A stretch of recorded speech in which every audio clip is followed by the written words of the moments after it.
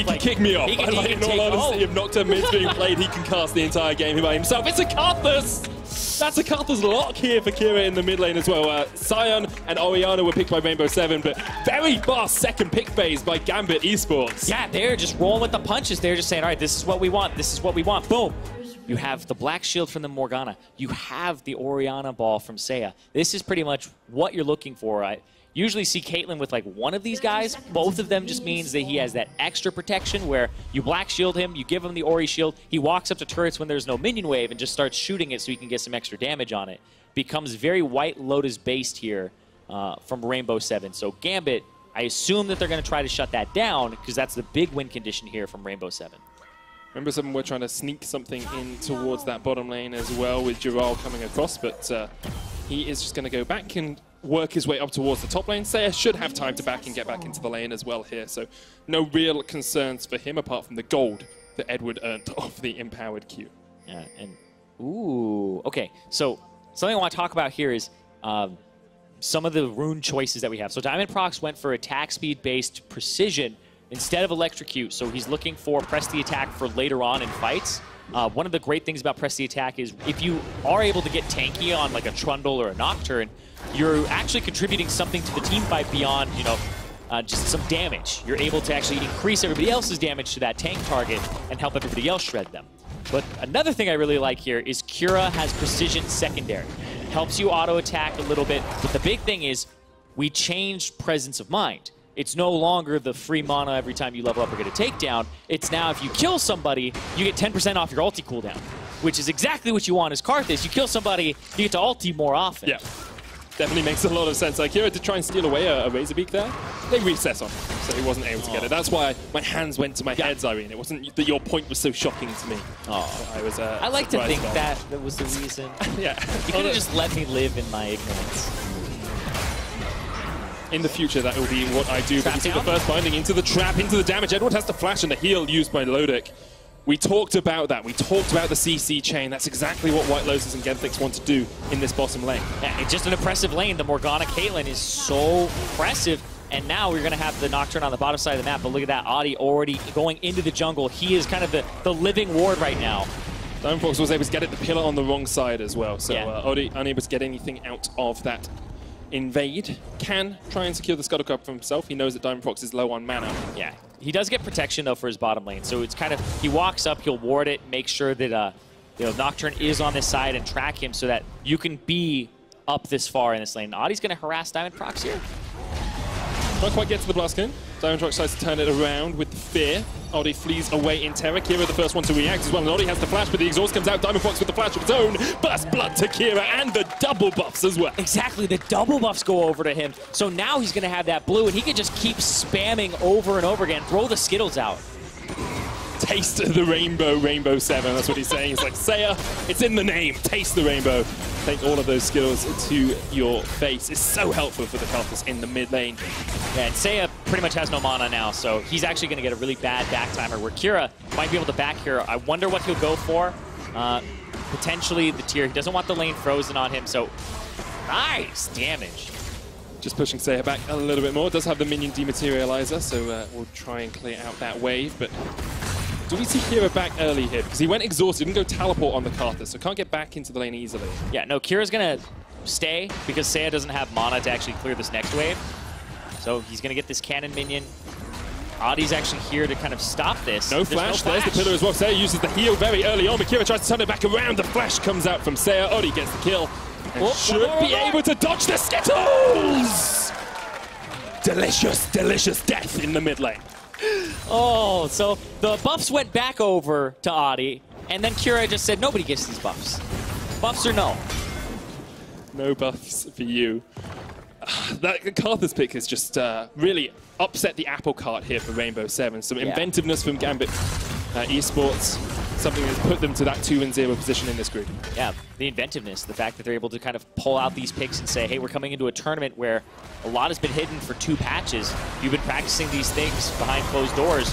You can get that X factor going for you. And Kira able to kill Adi here, who wanted to just sidestep it, but he actually stays inside of the range for a little longer because of the sidestep. He's trying to get cute there. You can see this has been their performance today. Kira's turning this around. This looks like Seiya has just been crushing, but Gambit are the ones that are 2-0, and Kira, low percent of his team's damage because Lodic popped off, and Stejos played a GP game. But right now, he's got the 2-1 on this Karthus. And that throws off a lot of your internal kind of timers for, oh, he's going to hit level 6 at this point. He's going to do X amount of damage. So if he starts getting items a little bit faster because these kills, it really does kind of make it so he hits those break points with his ulti where he can just actually just obliterate a team. It's the influence on the rest of the map as well, isn't it? He's already got to level 6. If Diamondprox can get to level 6 soon as well, get Lodic up towards that as well, you've got the combination of the curtain call into the paranoia, into the ult. Yeah, and I said they could pretty much go anywhere. Seiya doesn't have flash right now. He's kind of the prime target to go for, is to crack open mid lane to then crack open bottom lane. So once Diamondprox hits 6, which will be 1 or 2 more camps here, he'll be able to actually use that paranoia and go straight forward. One of the people who doesn't have flash. So although they've had a strong early push in this bottom lane, White Lotus and Genthix aren't actually that far ahead of Lodic and Edward. You look at it, it's a CS difference of about 6-7 CS. The wave's coming in, so it'll probably end up being about that 10 mark. But the question is when they can really take this bot lane tower, because it's getting to the point where if they go too aggressive for the tower, you're going to be met by a paranoia, by a teleport, by the Requiem coming out from Karthus as well. So you need to speed up that bot lane a little bit if you really want to take advantage as Rainbow7. Yeah, it changes a lot of your ward patterns too, because normally in that situation, you would say, okay, let's protect bottom, let's go ward up the enemy blue buff, some of those exits, but the Nocturne can actually just lane gank. So, like you said, it's very difficult once it gets to that point, and you have to start tracking the Nocturne by fighting him. Right now, he's keying off of the mid lane where he has an advantage. Good pillar there from Oddie to stop them in their tracks. He's been consistently aggressive. We saw it in the game against Chaos Latin Gamers. Sometimes it does come back to bite him, so he needs to be a little bit careful as to how far he pushes forward. Yeah, there's such a thing as too aggressive, and we definitely saw it from Oddie earlier today. But he's 1-2. He really has to kind of get that in check, because he's somebody that we've looked to on Rainbow7 as one of the people who really gets the team going, who gets White Lotus and Seiya going. And it just hasn't been his day so far. So Seiya has gone back, picked himself up the tier, should be helpful with those mana issues he was having in the mid lane, starting to scale up just a little bit. You've got White Lotus only on a BF sword at the moment, but no actual AD coming out from Lodic at all. He's got the Boots of Swiftness, the dagger, and the Brawler's Glove as well for a bit of crit, but not actually got that much damage under his belt. Yeah, a lot of Jins just start boots and then 3 potions, and then they go ahead and they get themselves, 4 potions, and then they go ahead and they run really quickly, then they get themselves Swifty's first items so that they can hit you with the 3 shots, and then the 4th shot is like basically you're getting extra AD with the automatic crit. Hold on, though. Shockwave into knock up here from Jural and Kira. That's what you have to do to shut down a mid laner who's ahead. Great roam down from Jural, the leader of the team, coming up big for Rainbow7. Yeah, Jural actually came down after he got the shove. He kind of was just spotted out in vision, and Kira just didn't respect it. His flash was down for about 5 seconds when that started, so it looked like it was up, but it wasn't just quite. Here's the lane camp queue we're talking about, though, Zyrene. White Lotus and Genthix are going to play safe. Level 6 on White Lotus. No 6 yet on Genthix, but he does have the flash and the exhaust up. Oh. Edward steps forward. Oh, the Black Shield used! And around the Black Shield's already been used, as you say. Here comes the curtain call. Requiem as well. Paranoia not in range. Whee! Out of sight, here he goes, right onto the back line. Genthix goes down. Diamondprox gets away. And Gambit execute their bot lane dive. Yep, they end up getting that kill. It's not onto White Lotus, but they get Genthix, who wasn't able to flash there, and still just ended up getting blown up by that 4th shot there from Lodic. That is such a scary combo where it's just a lot of effective range. The Nocturne ultimate comes out, and then you have the curtain call, which is, you're blind, right? Normally you can see it coming and dodge it, but at that point, you're just dancing, hoping, you know, you don't get hit. Dancing in the dark. Genthix was unable to dodge it, and it gives Gambit that extra kill. Only a 400 gold lead for them, though. Across the board, it's still pretty even in terms of laning stats and kills. The Ocean Drake going over to Gambit would be very strong for them, especially for the Karthus in the mid lane, for the extra mana regeneration that can help you out. Yeah, absolutely. You really want that, especially since it's not going for tier or anything like that. He has the Lost Chapter instead. We'll see this one more time. It looks like Diamondprox actually has to get in range, too, because like the level 6 Nocturne, it takes a while. You have to, he's like, I gotta get in range, gotta get in range, gotta get in range. needs vision, and then he gets vision off of the ultimate there. So if they had just backed up and none of those shots from Lodic had landed, I don't think he'd be able to ultimate because he couldn't see them. It's true. Part of it as well as you talked about in pick and ban, the ability to deny teleports in as well, stopping Dural from being able to join the back of that fight and maybe somehow turning it around by holding on to the paranoia before you activate the second part of it. Yeah, and I'm actually going to be a little critical here. I thought that was actually Gentik's fault because he had black shielded before anything really needed to be black shielded. So when you do that, that is basically the tool that the enemies are waiting for to be on cooldown. That's when they pounce. So whichever person he had used black shield on, the other one just becomes the target. You have to do it reactively. You cannot do it preemptively against teams when they're looking for a gank. And maybe part of that is a bit of apprehension from the Rainbow7 bottom lane. You know, losing to KLG would definitely have set them back mentally. You always have to wonder whether, when you get to the third game of the day and it hasn't quite gone your way, you're able to react in the same way you would if you were on a high momentum swing. But they're still pretty even in this game. You can't count them out at all. Gambit are the ones making the plays, but still, CS even in the mid lane, even in the bottom lane as well. Yeah, I was just looking at the CS, and I can't remember the last time that I saw top lane tanks having the same CS as their mid laners at this point in the game, or even just more. Like, everybody's at that 100. Everybody's getting the cash this game. And Dural has been like roaming around the map as well. Made that gank mid, now going down towards the bottom lane as well. Flash away from Edward, but the chase is on. The ace comes down. Edward not in a good spot at all. Eventually will fall to White Lotus. And R7 put their third kill on the map. That's 4 people down in the bottom lane. They're going to try to force this turret down. You talked about it where it becomes harder to get this turret once the Nocturne has the ultimate. And this turret was already half HP. Oh, they're just diving straight on towards that backline. Requiem not enough though, and Diamondprox falls. Teleport coming in from the Ornn, cancelled straight away, but they keep the turret alive for the moment. Yeah, just for the moment though. They're going to start backing right up to this turret. They had to wait for another minion wave, and it'll be about 15 seconds. So that's actually going to save it because they don't want to stick around for that long. Makes sense, but you can see that Diamondprox can dive onto the backline, but when we get to coordinated team fights, that does not work as well. He's going to be collapsed upon. He's going to be dived on by the rest of R7. Yeah, he can do it, but should he do it? This is why Vedius is not a good Nocturne mid play, because he does it all the time. And he's like, why am I plat 4 and you're high diamond? I'm like, because you're bad at the game. Anyway, let's focus on the game itself. No, I'd like to hear more about this. Like, we should look at Rainbow7 versus Gambit. I shouldn't blame him unless I'm casting with him, really. No, he can't defend himself. That's the best time. That's true. That's true. Rainbow7, 1,000 gold ahead here. 13 minutes into the game, but it's still very even between the two of them. Rapid Fire Cannon now finished on Lodic. Still no first item on White Lotus. Yeah, and I wonder if he's going to go for the full completed Infinity Edge first. Some Caitlyn's do that because of the multiplier from your headshot is based off of having increased crit damage. So you do even more with it, but we'll see. A lot of people go for the Zeal, the Static Shiv first, but with the Rapid Fire Cannon completed from Lodic, this gives him a lot of mobility and a lot of range. Thought he was going to face check into Odi there, but able just to lay down the trap and get himself away. Yeah, I love the Swifty boots from him and then going immediately for the Rapid Fire Cannon. He doesn't have like extra AD, but he has a lot of ways to get his 4th shot off, and he also has a lot of ways to just dodge Morgana binding, which is the thing that's going to kill you.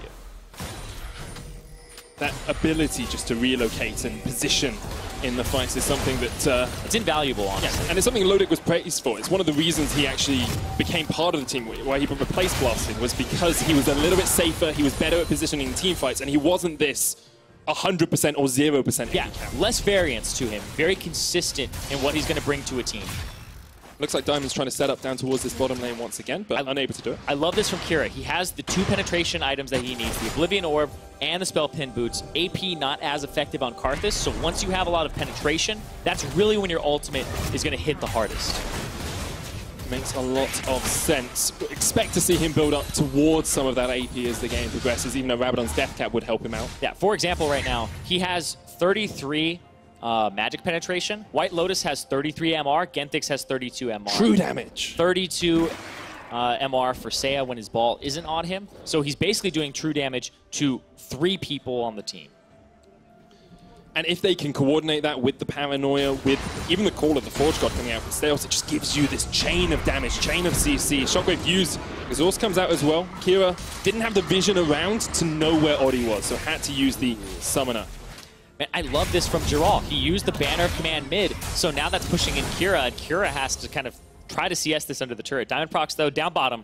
Looking for another play. Has now been spotted out. There's the Rec Room. The damage onto Lotus is devastating. However, they do get Edward in response. Fourth shot's going to come out here. Gantix dodges to the side, but Diamondprox had the smite down and is able to capitalize. Yeah, they use the Black Shield again. It gets taken off immediately by Edward using a Mantra Q, and then they just dive. And right now, it's just jamming this combination down the throats of Rainbow7.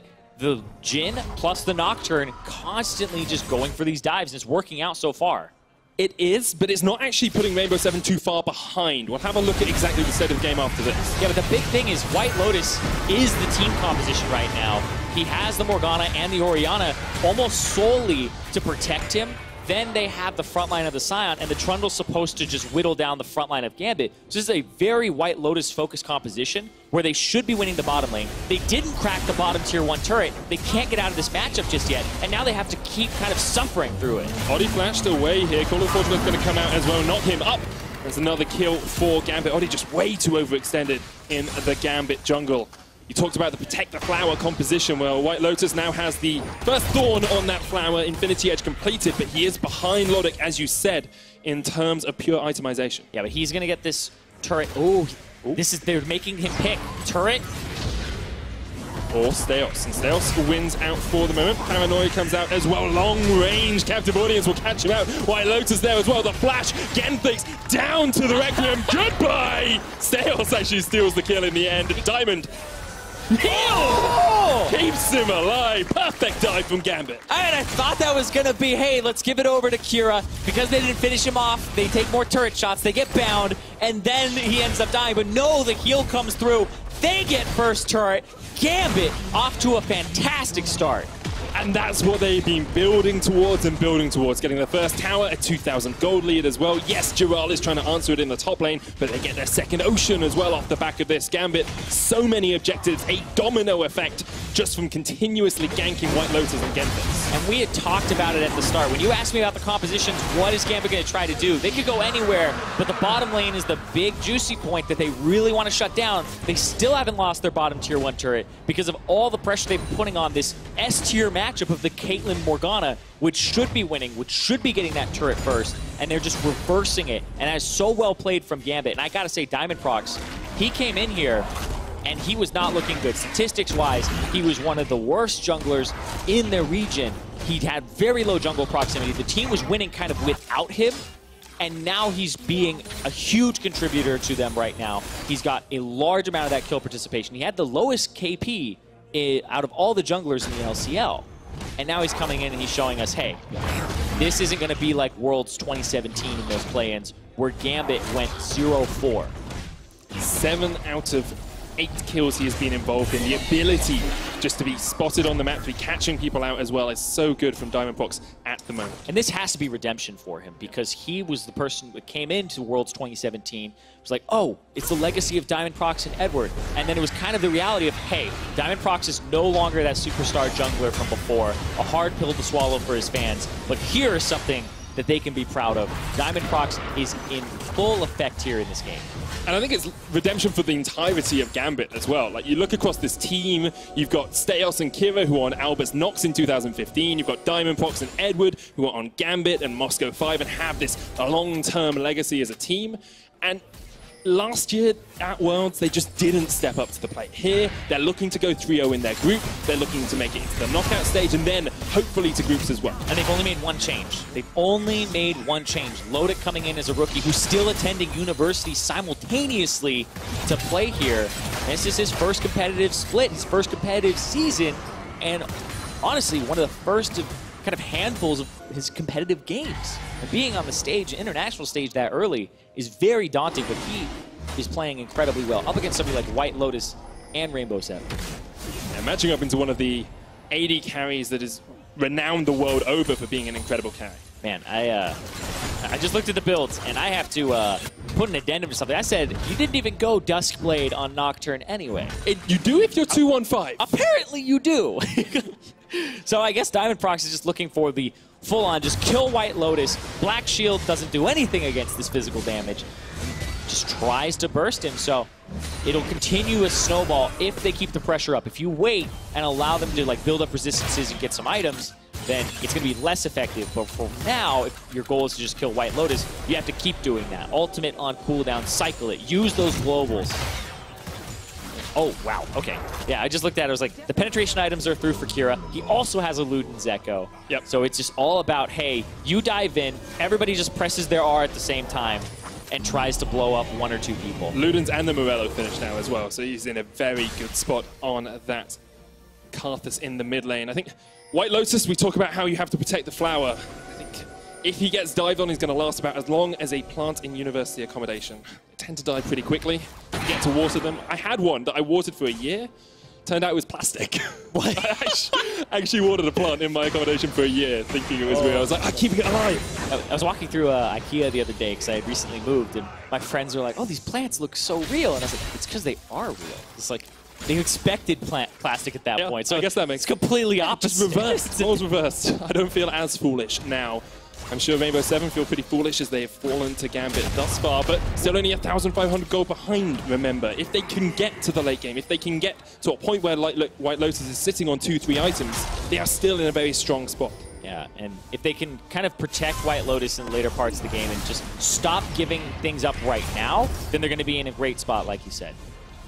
But they have lost that bot lane tower. You can see Kira's moved up towards the top lane now to try and continue to push that in against Saya, who is answering him. And I think that's better for Gambit, because Kira can still be effective on the map with his ultimate, whereas Saya is pretty much just on wave clear duty. This is just hope the rest of the map goes your way, or you can just try to get a sneaky kind of rotation in there. And once again, Diamondprox is waiting around the mid lane. He is waiting in the wings for the opportune moment to strike. They have a pink ward in that bush, which means he's not spotted out. Odie is waiting there as well. He's aware that Diamondprox wants to be near this mid lane. And it feels like you're just waiting for the next time they pull the trigger. The next time they're willing to all press R at the same time. But then for White Lotus and for Rainbow7, it's trying to deny that opportunity, or a good-looking opportunity. But they just use the Rift Herald, so a push is coming here, where Rainbow7 will walk past that mid lane point. There it is! Slightly Diamondprox, there's the Requiem as well. They're all in darkness, and Diamondprox doesn't even go in. Ooh. Just accepts that the darkness comes out. Tower falls to the Rift Herald as well. Yeah, I was like, if he went on White Lotus there, I'm pretty sure he kills it. Rank 2 ultimate, Duskblade, but doesn't want to risk it at all, because you can flash away from it.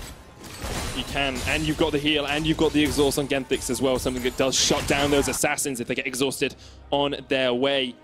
Kira was making his way down, but with the mid lane tower down now, Gambit willing just to recess and wait for that next rotation of ultimates.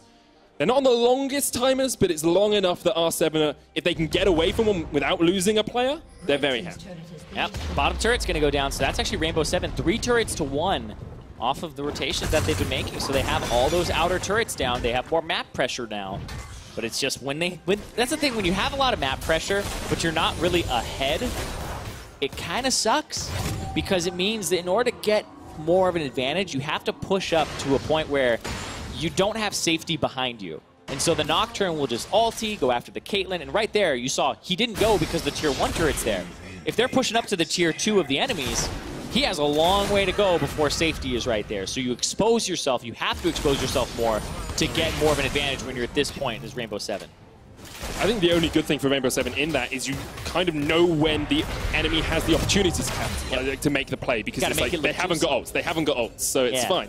Just wait for them to burn them, and then you walk forward and you get that deep vision. But as you say, it is very tough. Or you can do kind of what Gambit did, where they were like, hey, this bottom turret, it's so defenseless. It's got like 300 HP. Why don't you come get it, White Lotus? TP comes through. Everything comes through. You got to make it look juicy. You got to bait them into these fights that are actually bad for them. Use objectives as bait. So you expect Rainbow7 to, if they want to get back in this game, to start using things like Baron and the trap lines to do that, but also make it so that there's situations where White Lotus can get away with summoners and you bait like Diamondprox to overcommit. That's true. We haven't seen Gambit really fall for those traps yet at MSI. We are only 3 games in for them as well, so you have to give them some time to make mistakes, I'm sure.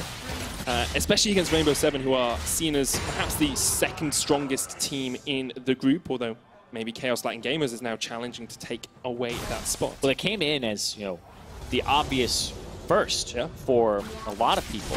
The Gambit are here surprising because they went 0-4 with the same lineup minus 1 person, and Rainbow7 had gone 2-2 back as Lion Gaming, almost took down WE, and they played pretty good set against Cloud9. It's like, you would expect that team to flourish, but look at this. The trap we're talking about has to pop the paranoia. Doesn't really have a way out of here, but Lodic is on his way down as well. There's the flash. It was just a control. That was the trap for Diamondprox. Yeah, you just got to make sure that you can control these areas and then have him be in those situations. But now he has no flash. So when he commits to his ultimate, he's committed. He can't get out at that point. And that just means that Diamondprox may actually play defensively for the next 5 minutes before his flash is back up. But as Gambit, you don't want to see that because you've had your foot on the gas pedal, and Rainbow7 have gotten turrets under your nose, and now White Lotus is hitting some item spikes where he's not as far behind as he was before, and you can't keep shutting him down because now they just keep grouping. So it's actually really good for Rainbow7 to make sure that the pace of the game slows down so they can keep scaling. You've already got 2 items finished on towards White Lotus. It's got a Vampiric Scepter as well, so maybe a BF sword, a Bloodthirster next. Yeah. It's a possibility. That extra shield against the Nocturne would definitely help him out as well. Yeah, it's really good also against the Karthus. But helps against Steos as well, who is not as tanky as he would like to be. White Lotus going in for this, but the Blast Cone gets him out. Red buff from White Lotus will slow down Steos. There's the ace in the hole as well. It's not going to be enough to eat through the hide of a Forged God. Yep. Still gets the flash, though. Another important summoner spell, which means that Gambit will once again continue to play more defensive because they don't have those spells to commit. And it's kind of offsetting the timers for Gambit as well. If they have all of these things up at the same time, they know they can say go, but if the Paranoia's down when the Requiem's up, or the Flash is down when all the ults are up, then you can delay them from making that optimal engage. Yeah, absolutely. I love that you pointed that out because a lot of the times it's kind of, it happens with back timers where it's like, I need to back because I have 300 gold to this item. It's like, all right, you catch the wave, you back, and then as soon as you get back out on the field, somebody's like, I'm 100 gold for this item. It's like you never get to fight. That's kind of what's happening with the summoner spells and the abilities here.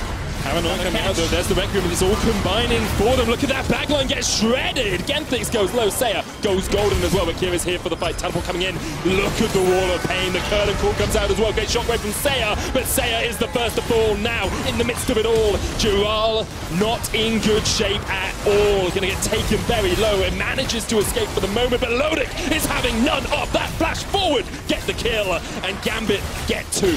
Gambit popping off right now, and that might be the Baron if they really want to commit to it. They have the tanks, they have the damage. It's just Audi is up right now, but he has no flash to actually flash into the pit. Kira, contribute damage over the wall with Qs.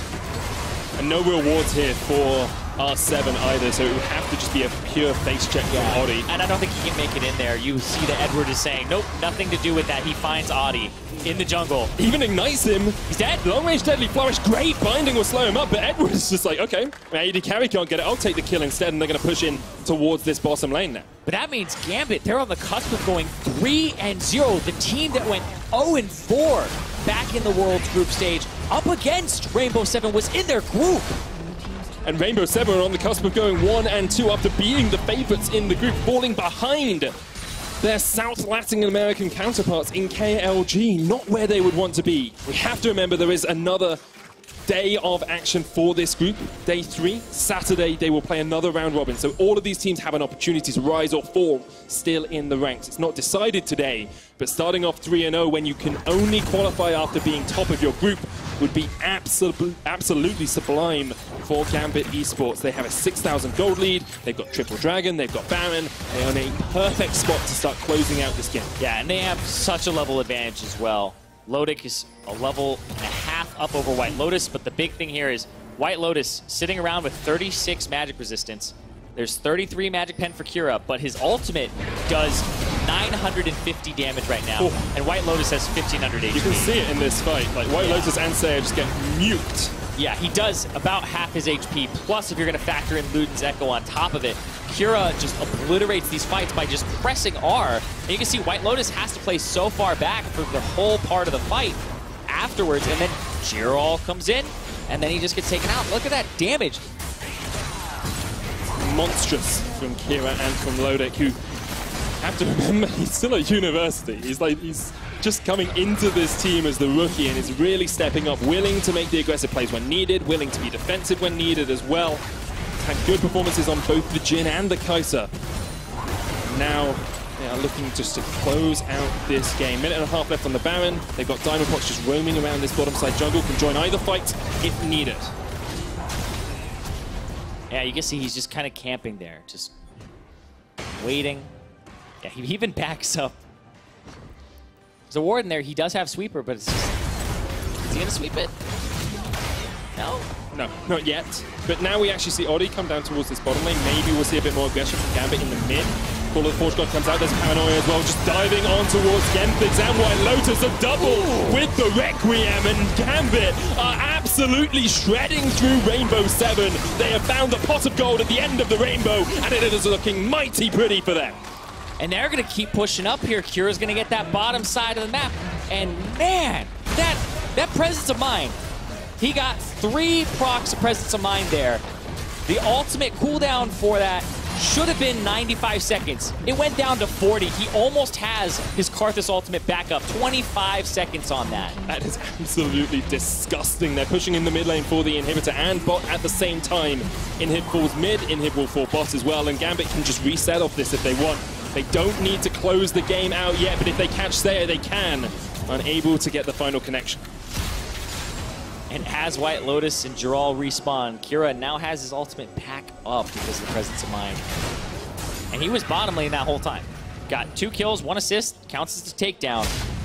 Now they're going to pick up this Ocean Drake, reset, get back out on the map, and they'll just go towards that top side of the map. And I think they'll just do it again.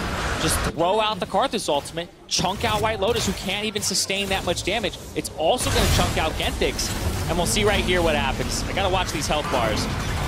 Knockup happens onto White Lotus. Gets shot once. Popped from half HP. That is not pretty. I'm not sure we should be putting that on before 9 o'clock at night. It's, yeah, that is pretty disgusting for him. Yeah. 3,000 damage in the last team fight, equaled by Lodic as well. He's doing a lot of work on the Jhin. So he did 3,000 damage in the last team fight. He wasn't there. His ultimate does 1,000 damage right now when I mouse over it. And if he's doing true damage to Genthics or White Lotus, that's 2,000 right there. Factor in everybody else. He did more damage, almost as much damage as his AD carry without even being there. That's one ability. That's a prime mid laner for anyone who wants to just split push. He's now got the Void Staff completed as well, so it's going to be even more penetration for him. There is a fiery edge of death for Lodic, upgraded that Infinity Edge. I like that better than Molten Edge. Fiery Edge of Death. I took inspiration from Molten Edge and I just twisted it around a little bit. 17,000 damage from Kira. It's just devastating for Rainbow7. They didn't have an answer for this last pick, Karthus. They haven't had an answer for the Nocturne either from Gambit. But they tried to put all their eggs in the White Lotus basket here, and you can see he did the most damage on his team, or he's done about the same amount of damage as Lodic, but it's just the rest of the team is a little bit more utility-based for him. Everybody's behind. He's not as far ahead as he should have been in a Caitlyn Morgana matchup because of the way the Gambit played the early game. No item sets it to facilitate him either. The Requiem comes out and Empire is reborn. Lodic gets the kill. The curtain call coming out from the long range as well. Genthics trying to dodge away to the side. Diamondprox sacrifices himself, but really all Gambit want is this inhibitor. Kira will join up with Lodic and the rest of the squad. They should be able to take this one down pretty easily. Steos is tanking it up. Jural trying to get him from the side. This composition is literally 4 people pressed R at the same time. Kira's going in. Kira flashes in onto White Lotus, does die in the end. No Requiem for him from beyond the grave, but they just want this inhibitor. Maybe Gambit are pushing a little bit too hard with this man disadvantage. Lodic not quite able to get the final shot, does get it in the end. The binding doesn't connect off towards the side. Lotus low, but he can push forward into this fight. Gambit realize they can't do too much more. But that still buys time. Hold on, I'm thinking, ooh, there's a turret there, Jural. Oh, he would not pass a driving test.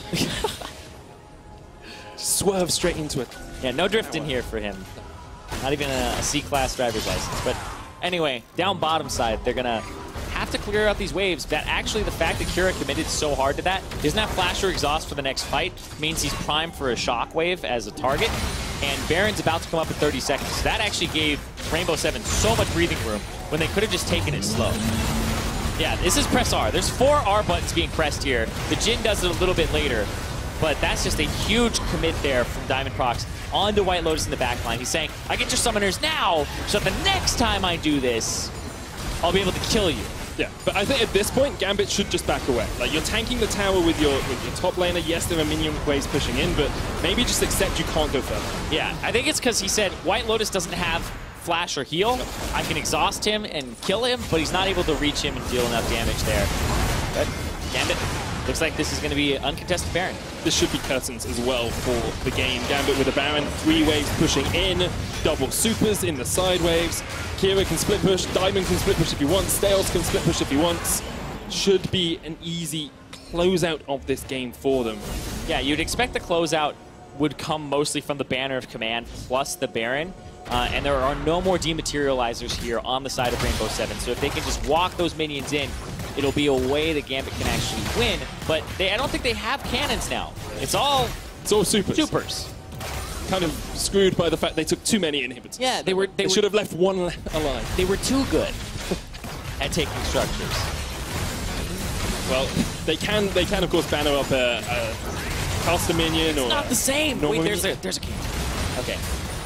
Now we're going to get the cannon up, so that means the inhibitor spawning back in the mid lane, but the cannon will help them push towards these Nexus towers. Gambit knocking on the door of 3-0 on day 1. There's the Requiem as well. White Lotus shielded up through it, only loses half of his health. There's the call of the Vortex God as well. Call opens up, Diamondprox on the back line, but he is caught out. White Lotus still alive in this fight, as is the Nexus tower, and Kira's up towards the side. Remember, the Shockwave is available here. It's going to catch out onto Kira. Stay host Logic and Edward pushing onto the Nexus, though, alongside the super minions. This should be it for Gambit.